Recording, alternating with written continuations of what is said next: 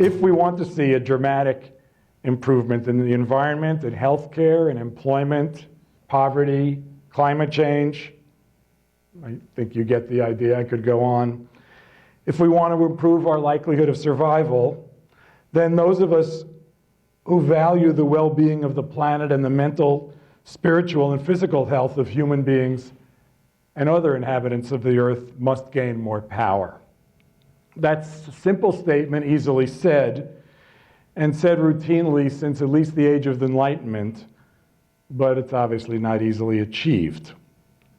And anyway, what's a food writer doing talking about these things? Well, as I said, food is no longer just about fun. Food has everything to do with the big issues. All you have to do is ask the big questions, which is easy enough because really the only aspect of food that you can discuss without bringing in everything else is how much fun it is to eat. And even that is becoming somewhat tainted because you can barely talk about your garden or your supermarket or the food on your table without talking about the failure of government, the dominance of corporations, the breakdown of food security, and so on. And that's what I'm talking about here. Why the American diet, corporate power, the reasons people don't like government, the reasons people should want more government rather than less, are all part of the same problem.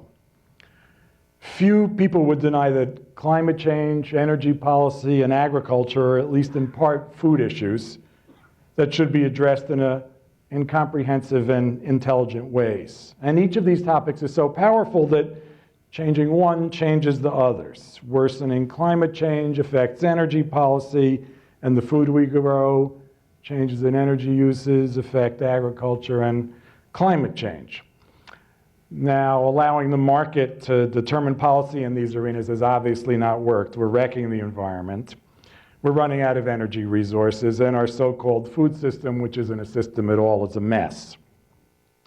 So no matter how much sense it might make to rationalize energy use, rein in climate change, and improve the way we produce our food, none of this is going to happen on a large scale until we actually have a government that's willing to address these issues.